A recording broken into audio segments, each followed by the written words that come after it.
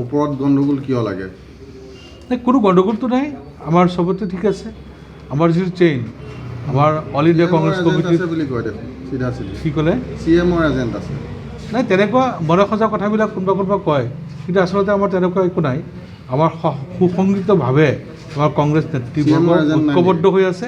আমি সকলো একেলগে ঐক্যবদ্ধভাৱে আমি কাম কৰি আছোঁ। CMৰ এজেণ্ট নাই নেকি? তেনেকুৱা কোনো এজেণ্ট আছে যদি উলিয়াই দিয়ক। কোনোবা যদি কয় এজেণ্ট আছে, এজেণ্ট কোন উলিয়াই দিয়ক। কোনে উলিয়াই? যিসকল ক'ব তেওঁলোকে উলিয়াই দিব লাগিব। গতিকে মনে সজা কথাবিলাক কৈ মানুহক বিভ্ৰান্তি নকৰিবৰ কাৰণে মই সকলোকে অনুৰোধ জনাইছোঁ। বিভীষণ নাই তাৰমানে? আমি চব বিভীষণ থাকিলেতো লোকসভাত হাৰিব। চব ঐক্যবদ্ধ হৈ আছোঁ। গতিকে আমাৰ ইয়াত কোনো ধৰণৰ বিভেদ নাই, কোনো ধৰণৰ শংকা নাই। আমি সকলো ঐক্যবদ্ধ, একেবাৰে তৃণমূল পৰ্যায়ৰ পৰা আমাৰ ঊৰ্ধ্বতম কৰ্তৃপক্ষলৈকে আমি এটা চেইনত সকলো ঐক্যবদ্ধ হৈ আছোঁ। কিন্তু আপোনালোকে জিকাৰ পিছত বৰ্তমান ৰাজনীতিৰ প্ৰেক্ষাপটত যদি আপুনি বিশ্লেষণ কৰিবলৈ যায়, তেতিয়া দেখা পাব কিছুমান ভাবুকি আহে আৰু কিছুমানৰ আজি এনেকুৱা কিছুমান ব্যক্তি আছে তেওঁলোকৰ বিচা কেছ জাপি দি বহুৱাই দিব চেষ্টা কৰা হৈছে। তাৰমানে এইবিলাক অপৰম্পৰা আমি নস্যাৎ কৰিব লাগিব, নাইকিয়া কৰিব লাগিব। গতিকে আগন্তুক দিনত আমি এইবিলাক নাইকিয়া কৰাৰ কাৰণে আমি সকলো ঐক্যবদ্ধ প্ৰচেষ্টা। নগাঁৱত কোনে খেলিব?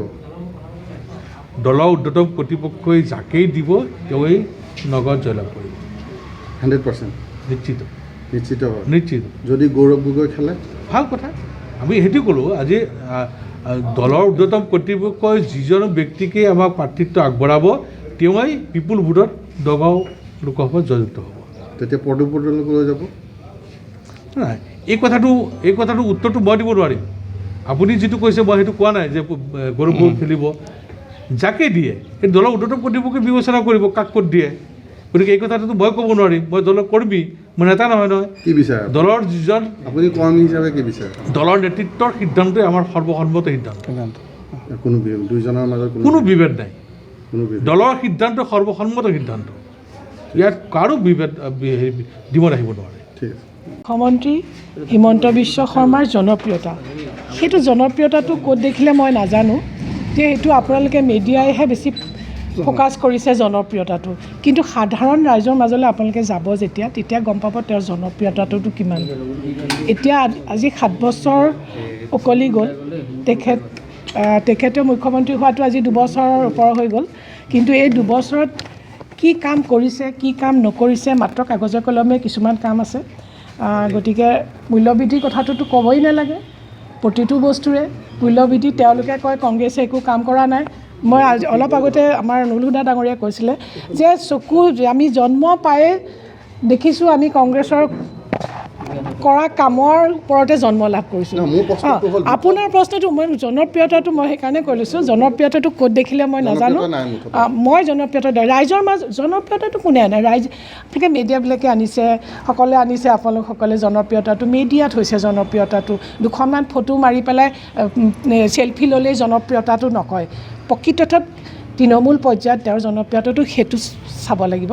যি নহওক, আৰু আপুনি আৰু এটা কথা সুধিছে যে বিকল্প আমাৰ এতিয়া বৰ্তমান মই কৈ লওঁ, আমাৰ বৰ্তমান 24ৰ নিৰ্বাচন, আমাৰ মুখ্যমন্ত্ৰীৰ নিৰ্বাচনটো 26লৈ আছে। গতিকে আৰু তথাপিও এটা কওঁ, বিকল্প হিচাপে যদি গৌৰৱ গগৈ হয়, ডেফিনেটলি গৌৰৱ গগৈ ডাঙৰীয়া বহুত পাৰ্চেণ্টেজ ওপৰত তেওঁতকৈ মই মুখ্যমন্ত্ৰীতকৈ, বৰ্তমানৰ মুখ্যমন্ত্ৰীতকৈ গৌৰৱ গগৈ ডাঙৰীয়াই বহুত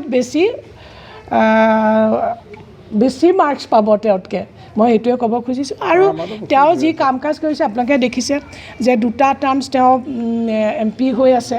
MPয়ে যেনেকৈ আমাৰ অসমৰ হকে মাত মাতিছে, কোনজন MPয়ে অসমৰ হকে মাত মাতিছে? আপোনালোকে দেখিছে যে লোকসভাত তেওঁক সুন্দৰভাৱে অসমৰ প্ৰত্যেকটো সমস্যা উপস্থাপন কৰিছে, মণিপুৰৰ সমস্যা উপস্থাপন কৰিছে। নহয়, কাম কাজ দেখি পেলাই কাম কাজ দেখিছোঁ। আমাৰ হকে, অসমৰ হকে যোনে মাত মাতিব পাৰিব লোকসভাত, সেইজনেইতো প্ৰকৃতাৰ্থত এজন ভাল ৰাজনীতিবিদ হ'ব আৰু তেওঁ সক্ষম হ'ব। মুখ্যমন্ত্ৰীয়ে হওক বা যিকোনো পদবীতে দিলে। আপাৰ আছাম বুলি নহয়, আপাৰ আছাম তেওঁ হয় আহোম সম্প্ৰদায়ৰ, আহোমসকলে এইটো 600 বছৰ ৰাজত্ব কৰিছিলে। গতিকে গৌৰৱ গগৈ ডাঙৰীয়াই নোৱাৰাৰ কোনো কথা নাই। আহোম কাৰণেই পাৰিব। আহোম বুলি নহয়, আপোনালোকে বাৰে বাৰে কৈ আছে যে আহোমসকলে 600 বছৰ ৰাজত্বকাল কৰিছিল, গতিকে আহোমৰ তেজ তেওঁৰ গাতো আছে। তেওঁ নোৱাৰা কথা নাই, সকলোৱে পাৰিব, কিন্তু তেওঁ অকণমান বেছি ভালকৈ পাৰিব। মুখ্যমন্ত্ৰীৰ বিকল্প গৌৰৱ গগৈ। মুখ্যমন্ত্ৰীৰ বিকল্প ঠিক গৌৰৱ গগৈ হয়, মোৰ মতততো গৌৰৱ গগৈ। মই স্পষ্টবাদী মানুহ, মই স্পষ্টভাৱে কৈছোঁ। বৰ্তমান সময়ত যিখিনি দেখিবলৈ পোৱা গৈছে, তেখেতে যিহেতু অসমৰ হকে মাত মাতিছে, গতিকে আমি কি বিচাৰোঁ, আমাৰ হকে মাত মাতাটো বিচাৰোঁ। গতিকে তেখেত আহোমটো এটা এডভান্টেজ তাৰমানে। এডভান্টেজ, আহোমটো এডভান্টেজ বুলি ঠিক নহয়। এজ এ মানুহ, এজ এ হিউমেন বিং, এজন মানুহ হিচাপে গৌৰৱ গগৈ যিখিনি কাৰ্যকলাপ দেখিছে, আহোম বুলি আহোমসকলক মই এইটোৱে কৈছোঁ, মই তেখেতলোকক সন্মান জনাওঁ যে 600 বছৰ ৰাজত্বকাল কৰিছিলে। গতিকে মই সন্মান জনাওঁ। এইবিলাক আমাৰ কংগ্ৰেছত দল জাতি, আমি দলটো চাওঁ, আমি জাতি ধৰ্ম একো নাচাওঁ। কংগ্ৰেছৰ সেইটো নীতি নহয়। সেইটো কিয় ঘূৰাই ঘূৰাই সুধিছে? কিছুমান কথা নুসুধিলেও হয়। বহুত আছে আমাৰ মুখ্যমন্ত্ৰী হ'বলগীয়া, বহুতখিনিয়ে আছে।